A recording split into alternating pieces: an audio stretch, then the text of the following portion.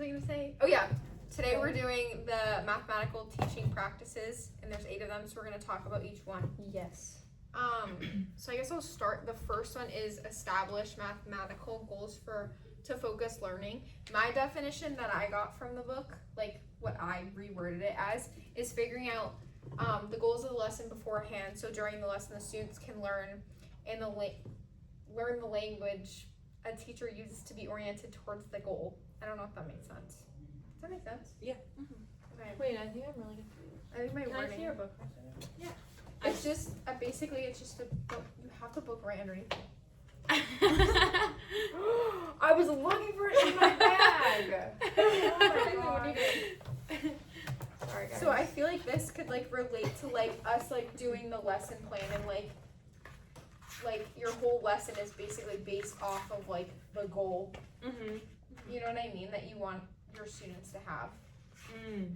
Or like accomplish during the lesson. Like Dr. King's goal of this class is to make sure we know all these Right. things. That's a good example. So her lessons are like based off of it. Mm-hmm. I don't know. Anybody else got another one? I feel like mine was more student focused because I said give students a clear understanding of what my goals are for the lesson so they can narrow down their thinking into the context of the lesson. Mm-hmm. So I feel like I was thinking of the same thing that you were thinking of, but I was more focused on like the result of it than I was of like actually like, does that make sense? Yeah. Yeah, I agree. I basically said something about how the goals should focus on the students understanding the math and not just what they should be doing. Like goals. Like more like academic led goals instead of like To the show their students have understanding. to cut out. Yeah. Okay.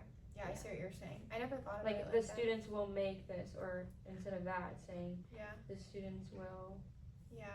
not understand, because I know we're not allowed to say students will understand that, Yeah. but yeah. like something to show that they understand what you're teaching instead of that they're doing what you're teaching. Yeah.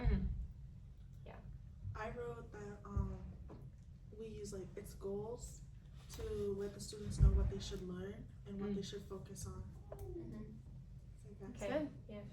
All right. So I'm gonna start trying to work for the next one. Okay. Does anyone have one for the second one?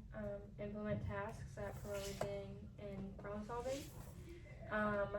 I said using tasks that require them to think and explore and use multiple strategies instead of just following steps that you give them. To add on, I wrote that to give students problems to make them think and not just memorize. Yeah, and like engage them. Like that's what I had in mind. Like allow the students to be engaged and allow them to problem solve with like multiple different solutions. And like I guess like that relates to like the number talk, like having them have like not necessarily a right answer or a wrong answer, and like there's multiple answers to the question. I feel like I kind of just rephrased like what it was written out as in my own words. Like I didn't really add anything more to my interpretation, but I feel like just the general idea of them focusing more on their skills than their answer and like the consistency of whether or not that's like always gonna get them to the right answer is like the point of that. Alright, what about the next one? Use and connect mathematical representations. I wrote about teachers helping students use different ways to show math, like the visuals and everything. Yeah. Like using base 10 blocks basically. Like the different mathematical concepts like lead to a deeper understanding. So like the base, like the students can use the base 10 blocks, right? And then they can use like the chips, which is like growing their understanding. And they're Because you using different ways. Yeah. Yeah, I feel the same. I feel like it's like with the symbolic, that's kind of like what I feel like she gets at with the symbolic or the visual or the whatever, like using multiple of those so you can connect all of them to like have the same definition. Yeah. Good. I wrote similar to what all of you guys said, and then I also added how like students are able to also recognize their own models like around them in their daily lives, in their classrooms, and they're able to connect it to what they're learning about. Good. Yeah. Can I add one thing? you don't want to teach your students like just one way, because then they'll go to Yeah. the next grade and they'll learn different things and they'll be like, oh, I only know it this way, like I don't understand it.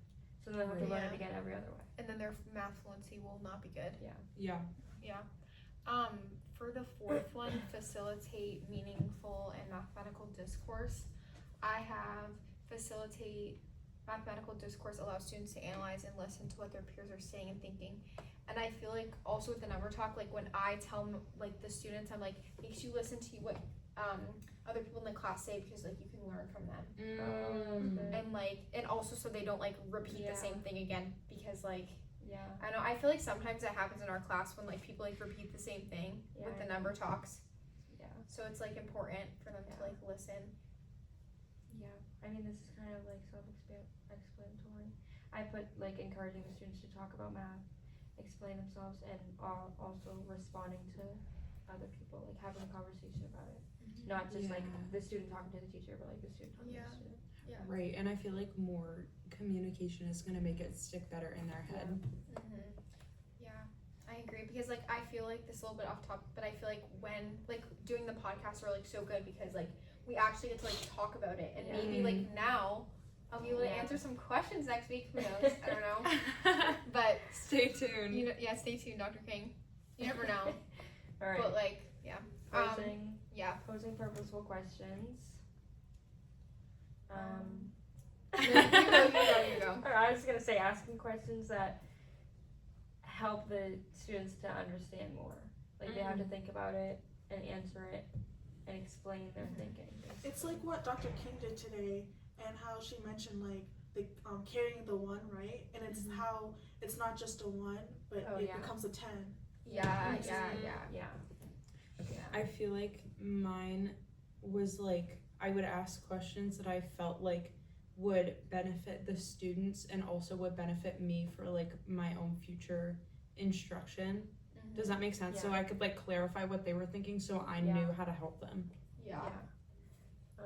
And it's also not just like being like, oh, what's the answer? It's like, how did you get the answer? Right. Yeah, because then it like makes them think more, and then sometimes like they learn from like themselves because they didn't know that they thought that way until the teacher asked them. Right. So good.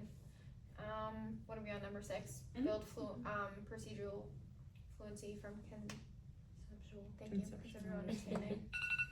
That's my timer for the next one.